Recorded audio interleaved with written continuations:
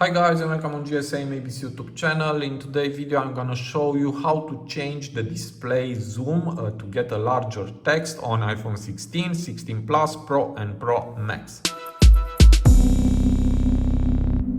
So here is my iPhone 16 Pro Max and this is how it looks now my iPhone. This is the size of my icons and also this is the size of the text, and let's go also to messages, and this is the size of text message.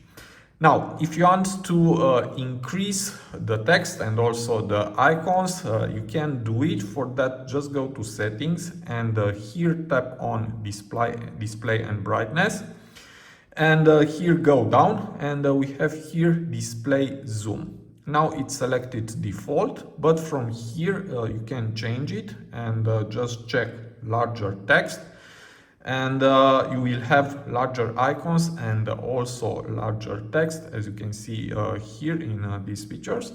Now just tap done, and changing display zoom will restart iPhone. Tap use zoom, wait for a few seconds, and this is how it looks now my iPhone. As you can see, I have a larger text, and also the icons are larger than before. And if I go to messages, also here the text message is larger.